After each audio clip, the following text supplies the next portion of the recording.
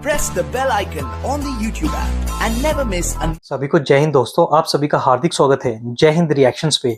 आशा करता हूँ कि आप सभी लोग बहुत अच्छे होंगे। तो आज हम आपके लिए इंपॉर्टेंट और एक बहुत ही इंटरेस्टिंग वीडियो लेकर आए जिसमें आप देखेंगे पाकिस्तान के मशहूर पत्रकार आरजू काज़मी को, जिनके स्पेशल गेस्ट होंगे पाकिस्तान के मशहूर जियोपॉलिटिकल एक्सपर्ट और पत्रकार शकील चौधरी साहब। तो ये वीडियो काफी जबरदस्त होगी जिसमें ये दोनों बात करेंगे हमारे प्यारे देश भारत के बारे में और कैसे पाकिस्तान फिर से एक बार टूटने के कगार पे, यानी कि कभी भी पाकिस्तान से बलूचिस्तान अलग हो सकता है। तो ये वीडियो काफी नॉलेजेबल होगी, आपको बहुत कुछ जानने को मिलेगा। तो इसे अंत तक देखें और चैनल पे नए हैं तो चैनल को सब्सक्राइब कर दें ताकि हम अपने से लेटेस्ट इंपॉर्टेंट और इंटरेस्टिंग वीडियोस लाते रहें।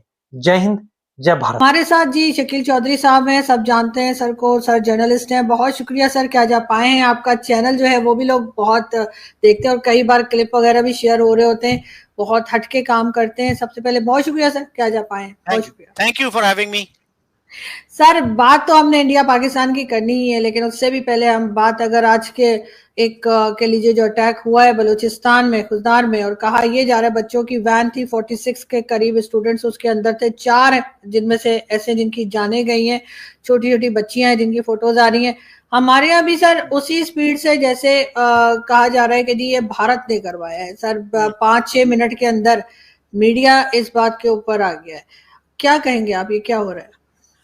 जी सबसे पहले तो माय कंडोलेंसेस, बहुत ही अफसोसनाक बात है और छोटे छोटे बच्चों का जो है वो तो डबली ट्रेजिक हो जाता है।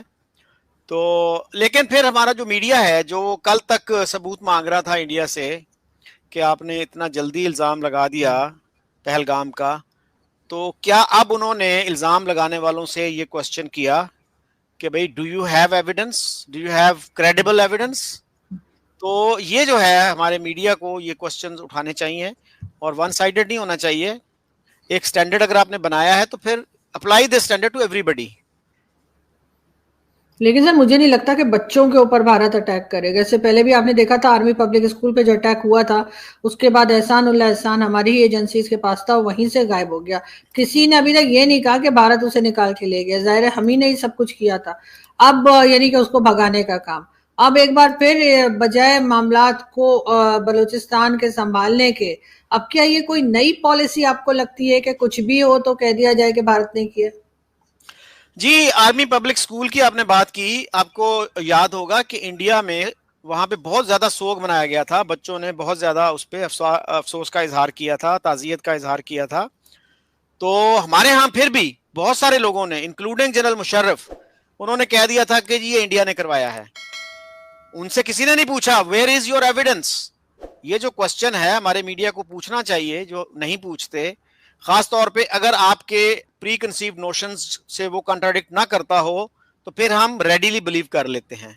तो किसी ने जनरल मुशर्रफ से या बाकी जो इल्जाम ये लगा रहे थे कि जी ये इंडिया ने करवाया है, तो भाई एविडेंस कहाँ है? तो इस तरह के जो इल्जामात हैं मेरा ख्याल है उससे अवॉइड करना चाहिए और जो एक स्टैंडर्ड आप बनाएं उसको आप स्टिक करें, उसको आप होल्ड करें तमाम सिचुएशंस में। और एहसान का तो आपको पता है सलीम साफी ने भी इंटरव्यू किया था। How did that interview happen? और अब कहाँ है वो, यू नो? बिल्कुल ऐसा ही है। लेकिन सर आज भी बहुत तेजी के साथ स्टेटमेंट्स आई हैं, जैसे आप भी बता रहे थे, प्रेसिडेंट की भी आ गई, प्राइम मिनिस्टर की भी आ गई, चीफ मिनिस्टर साहब भी अभी बैठकर बात कर रहे थे और कह रहे थे कि जी हम छोड़ेंगे नहीं, वही जो हमेशा वो कहते हैं। तो आपको लगता है कि बहुत स्पीड के साथ स्टेटमेंट्स आई हैं?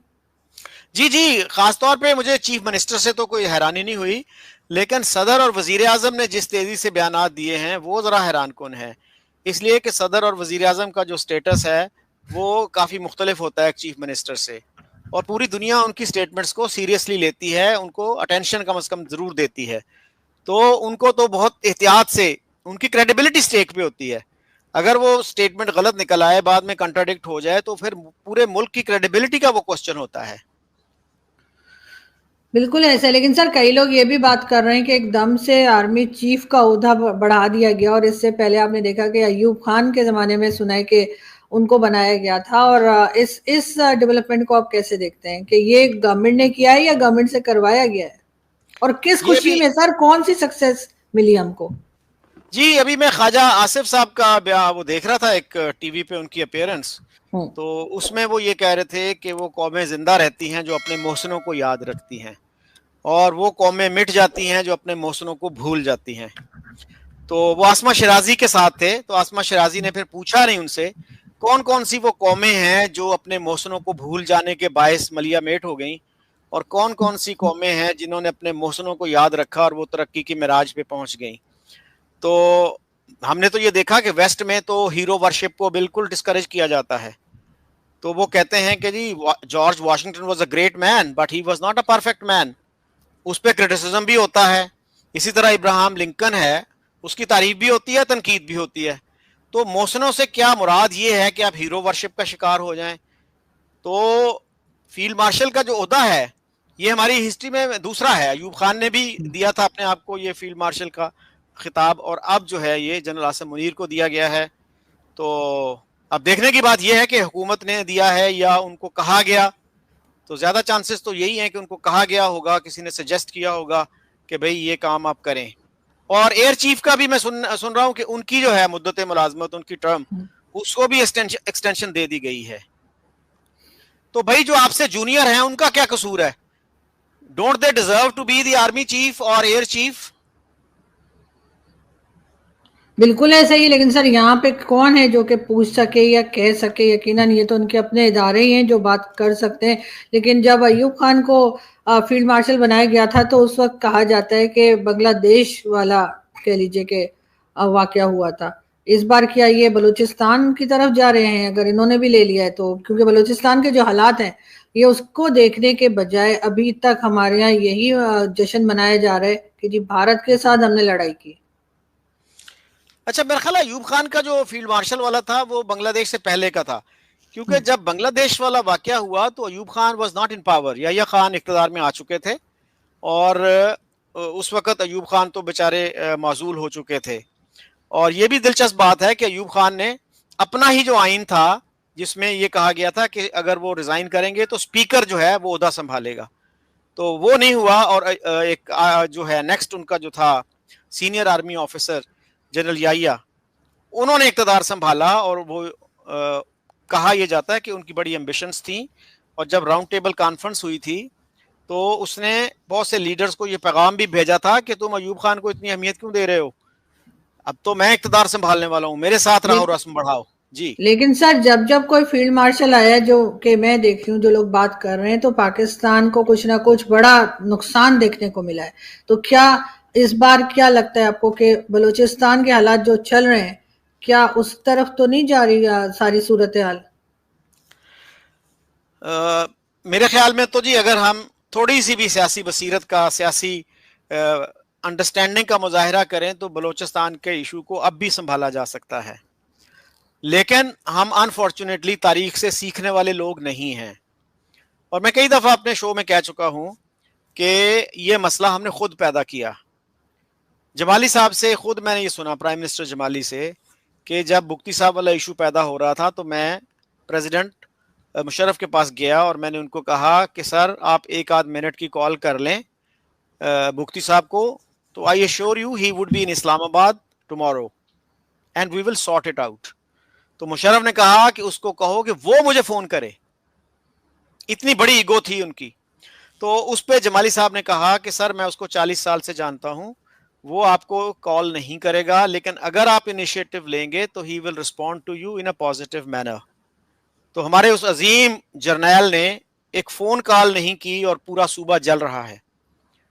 اس کے بعد بھی ہمارے پولیٹیشنز نے despite all their faults and flaws اچھی کوششیں کی, مشاہد حسین نے, چودھری شجاعت نے, ڈاکٹر مالک نے, اور وہ کوششیں بڑی حد تک کامیاب بھی ہو گئیں. پھر ہماری اسٹیبلشمنٹ نے کہا کہ نہیں تم پیچھے ہٹ جاؤ, ہم ہی حل کریں گے اس کو, تو شاید وہ حل کرنا نہیں چاہتے. پھر جنرل طلعت مسعود سے ایک دفعہ میری ملاقات ہو گئی میریٹ میں, تو میں نے ان سے کہا سر یہ کیانی صاحب تو آپ کے سینئر رہے ہوں گے, سوری آپ کے جونیئر رہے ہوں گے. انہوں نے کہا ہاں میرے جونیئر تھے یہ. تو میں نے کہا سر اگر آپ ان کے پاس جائیں یا سینئر لوگوں کا, ایک ملٹری کے لوگوں کا ایک ڈیلیگیشن لے جائیں ان کے پاس اور ان سے کہیں کہ یہ ایک سیاسی ایشو ہے, اس کو سیاسی طور پر ریزالو کریں.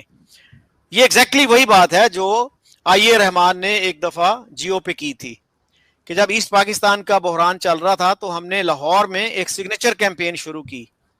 صرف اس میں یہ کہا کہ بھئی یہ پولیٹیکل ایشو ہے, اس کو پولیٹیکلی ریزالو کرو. تو کہتے ہیں لاہور جیسے شہر میں, اتنے بڑے شہر میں 50 لوگ نہیں ہمیں ملے تھے سگنیچر کرنے والے.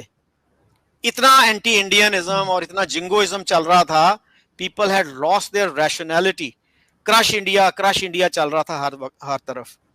تو اسی طرح سے میں نے ان سے گزارش کی کہ آپ اس طرح کا ایک ڈیلیگیشن لے جائیں اور ان سے کہیں کہ اس کو سیاسی طور پر حل کرنے کی کوشش کریں. تو طلعت صاحب کہتے ہیں ان کو سب پتا ہے. So that is the approach even a thinking general like Talat Masood has. تو بھائی آپ اپنا رول ادا کریں. ہمارے جو سینئر لوگ ہیں, پولیٹیشنز ہیں, انٹلیکچوئلز ہیں, جرنلسٹ ہیں, ان کو رول ادا کرنا چاہیے تھا کہ بھائی اس طرح سے آپ سچویشن کو نہیں چھوڑ سکتے, آپ اس کو ریزالو کرنے کی کوشش کریں. اور اتنا ایشو نہیں تھا یہ, اس کو ہم نے خود بگاڑا ہے. تو ہم خود بگاڑ کے پھر کہتے ہیں جی یہ دیکھیں یہ تو سازش ہو رہی ہے. وہ بھائی سازش کو کامیاب کیوں ہونے دیتے ہو؟ اس سے پہلے کیوں نہیں سنبھال لیتے سچویشن کو؟ دوستوں آشا کرتا ہوں کہ ویڈیو کو آپ نے انت تک دیکھا ہوگا اور آرزو کاظمی اور شکیل چودھری صاحب کا پورا ڈسکشن آپ کو کافی پسند آئے ہوگا اور یہ ویڈیو آپ کو کافی انٹرسٹنگ لگی ہوگی. اگر ویڈیو پسند آئی ہے تو اسے لائک اور شیئر ضرور کر دیں. اور یہ ویڈیو کا سیکنڈ پارٹ تھا, فرسٹ پارٹ آلریڈی ہم آپ کے لیے چینل پہ ڈال چکے ہیں جسے آپ لوگوں نے بہت زیادہ پیار دیا تھا. تو اگر آپ نے وہ مس کر دیا, آپ جا کے وہ بھی ضرور دیکھیں, آپ کو بہت کچھ جاننے کو ملے گا. تو چلیے پھر ملیں گے ایسی کسی امپورٹنٹ اور انٹرسٹنگ ویڈیو میں. تب تک اپنا دھیان رکھیے. جے ہند, جے بھارت.